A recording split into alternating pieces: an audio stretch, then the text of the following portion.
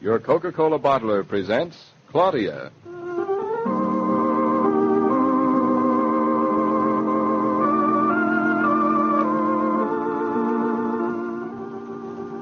Claudia, based on the original stories by Rose Franken. Brought to you, transcribed Monday through Friday by your friendly neighbor who bottles Coca-Cola. Relax, and while you're listening, refresh yourself. Have a Coke.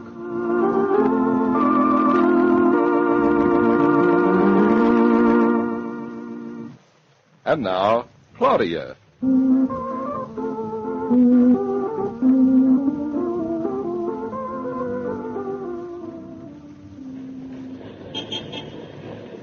Oh, David, hasn't it been a nice night for a walk? Mm-hmm. What are you thinking of? Me? Nothing. Anything worrying you? Nope. Something go wrong at the office? Nope. I bet it's that old pipe of yours. What is? You're moping because the stem broke. It wasn't the stem. If it had been, it could have been repaired. It was the bowl. Well, it wasn't the only pipe you owned. No, but it was my favorite one. I didn't know there were some of the words you used when it cracked. You've led a very sheltered life. You don't know very much about pipes either. Ouch! What's wrong? Can't see. Something just flew in my eye. Well, blow your nose. Oh, that never helps with me. It's funny how you don't appreciate your eye until you get something in it. Or your teeth until you get a toothache. Or your stomach until you get a stomach Maybe ache. we better stop right there. Look, here's my handkerchief. I'll show you how. I know perfectly well how to blow my nose. Anyway, it never gets things out of my eye. It's an exploded theory. It is not.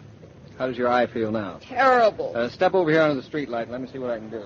None of this rolling up my eye like a rug. Stop being a sissy. I am not a sissy. And why do men think that when they look at things it helps? Hush and open up. I can't open. If I could open, I'd be all right. If we're going to get what's in it out of it, you've got to open it. This is just the doctor in you coming out. Open up. Oh, all right. There. You satisfied?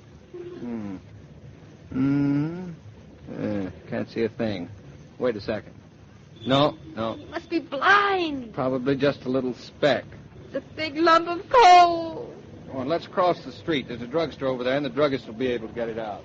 I knew it. It'll be that old toothpick and rolling up like a rug stunt after all. You want to get that big lump of coal out of your eye, don't you? Can I do anything for you? I wonder if you could help us. My wife just got a cinder in her eye. If you stand over here by the light, lady. Can you get it out without running my lid up like a window shade? That's funny. It's not at all funny. It's barbaric, that's what it is. A little more into the light, please. For thousands of years, people have been getting things in their eyes. You'd think they'd have found a better way to get them out. This way always seems to work. You wouldn't be so smug about it for your eye. A little wider. Now look up. Way up. I'm practically upside down. There we are. Where? There on the point of the piece of cotton. I don't see it. You don't see that tremendous piece of coal? That little speck? A little speck can feel like a mountain sometimes. Or a molehill. I don't think you got it out. It always feels that way in a few minutes. Yep, better now. Can I pay you for this? We're not doctors. We just do this to help people. But I need a lot of things. What will you need, miss? What do we need, David? I know. Toothpaste. What kind? Peppermint. You're buying toothpaste, darling, not candy. It's pink, too. This is the kind I think you want. The pink kind tastes better, I suppose. Is this the kind? Yes. David, look at that whole case full of pipes. I'm going to buy you one. Thank you, dear, but a pipe is something that you don't buy in a drugstore. We have some wonderful pipes here. I'll show you. No, thank you. Don't bother. Doesn't hurt to look. You buy practically everything else in a drugstore. I've got a nice new number here lined with honey. The first time you smoke it. It burns your tongue off and smells like autumn leaves. Well, that's a nice smell. Not to a pipe smoker. Well, I wouldn't know. I never smoked one of these. Fact is, I don't smoke a pipe. Now, here's a good seller we have. It's got a magnesium coil and distills out all the nicotine. That's what it says on the box. It probably writes underwater, too. It doesn't say anything about that. How about this little briar? No, I don't think so. Thanks. You won't let me buy you a pipe? No. Well, just to show you I don't hold grudges, I think I'll let you buy me a soda. Does it ever occur to you that you're always hungry? No, but seeing a soda fountain makes me hungry. And seeing a beautiful roast beef probably makes you thirsty. Buy me one? You took the words right out of my mouth. Hey, what do you folks have? Chocolate ice cream soda. Chocolate or vanilla cream? Raspberry. In a chocolate ice cream soda? Who said I wanted a chocolate ice cream soda? You did, miss. I want what you have over there in the picture. Huh? Giant double sundae. Oh, raspberry sundae. And put a little chocolate ice cream in it, too. Chocolate ice cream? And a slice of banana. Combination sundae, huh? Marshmallow or whipped cream? Sounds like the basic formula for an Marshmallow on the atomic bomb. chocolate and whipped cream on the raspberry. Yeah. Here you are, lady.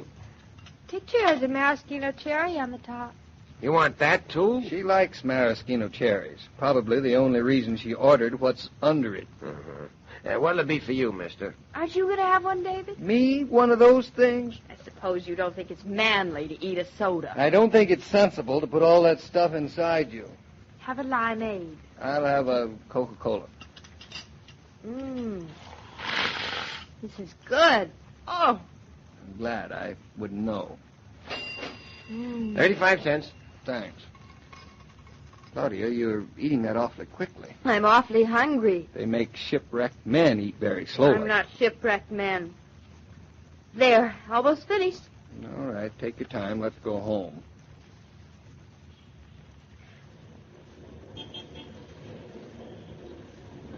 You know, David, it's funny about men. Sounds like it was profound. It doesn't mean anything. You know, I wonder if most of the profound things in life are just unfinished sentences. I'm not being profound, just observant. All right. What's funny about men? Well, they're really much more possessive than women. I always thought it was the other way around. Now, take your razor, for instance. You don't like me to use it. I don't like you to use it to take the paint off the window glass. No, not that, but you really don't like me to touch it. Is that being selfish? I didn't say selfish, I said possessive.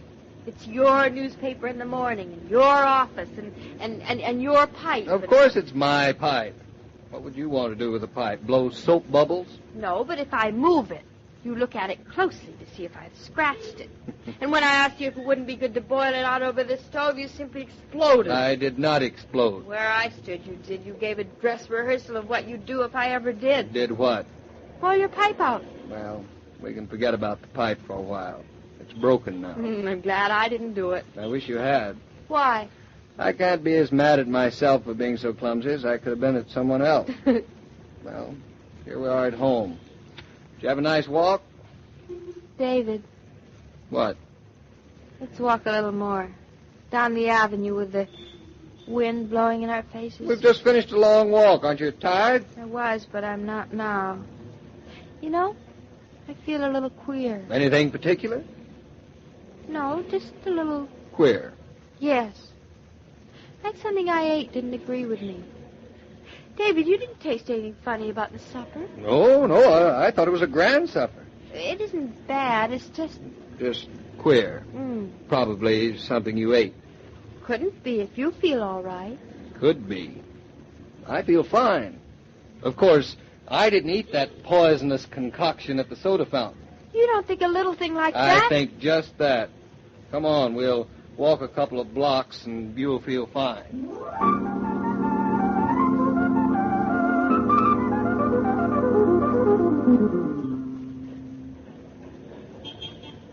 Well, here we are almost home again. And I feel fine. I feel marvelous. With all this walking, I've worked up an appetite. I could eat a horse. We're fresh out of horses. I'd settle for a sandwich. Fresh out of sandwiches. What's the matter? Don't you think I'm worth feeding? No bread. I mean, there's just enough for breakfast. Well, how about a piece of cake and a glass of milk? And don't say fresh out. Then what's another way of saying it? Because the kitchen's just as clean empty as Mrs. Jack Spratt's platter. Who is Mrs. Spratt and what's she got to do with it? Skip it. I arrange it that way. On the night I defrost the icebox, it's my system to have an empty larder. Most of the trouble in the world comes from people who have systems. And you picked this particular night to take me out and exercise me into a ravenous hunger. Drugstore's here at the corner. Piece of cake and a glass of milk. Fine. Then I'll be able to sleep. You're right with you, folks. They have some really nice pound cake with raisins in it. That's good. Hey, see what that kid's ordering? When I was his age, that was my passion. What? A chocolate walnut sundae. walnuts and syrup. Sounds like a fairly innocent passion. It wasn't. They used to cost 10 cents. Oh. At one time, I earned $50 cleaning out a backyard. Yes. And I ate 5 of them in a row. You were a pig. They were wonderful. Hello, it's you folks again. What do you have, lady? Another one of those super deluxe specials? I don't think I'll have anything, thank you. But my husband will have a glass of milk and a piece of cake. I've changed my mind. I'll have what you just served that youngster over there. Chocolate walnut something? Is that what it is? Look, Claudia, if you don't feel well, I better get some bicarbonate of soda. Oh, I feel fine now, really. Well, just to be on the safe side, you can't be too careful. A box of bicarbonate. I'll send it over to the counter for you. Always wise to have stuff like that around the house. Yeah, mister, chocolate walnut sundae. Sure you won't have anything, Claudia? No, not a thing. Well, I am a little thirsty. Maybe I have a Coke.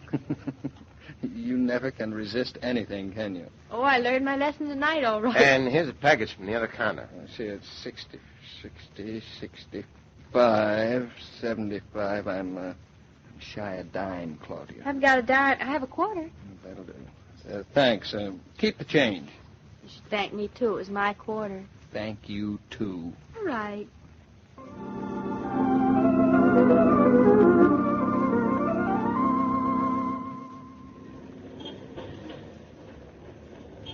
Oh, David, it's been a wonderful evening.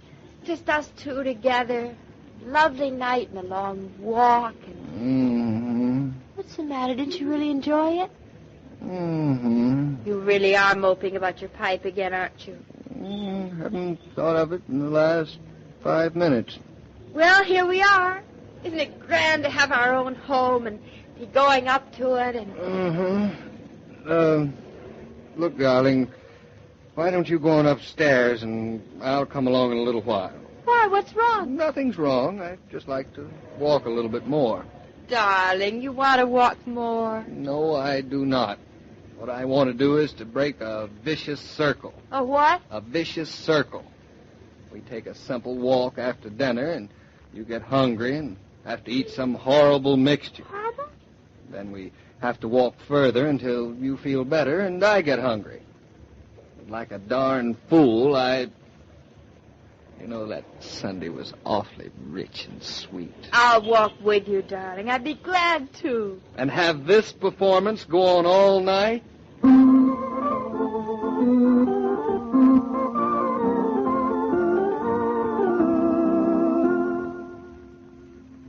This broadcast of Claudia was supervised and directed by William Brown Meloney.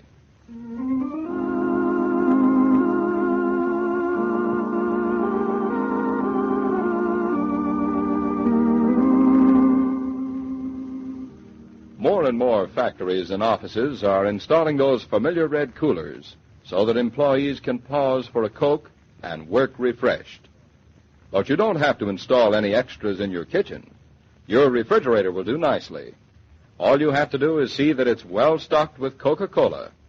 Then you can pause in the midst of your household duties whenever you feel the need and refresh yourself with ice-cold Coke.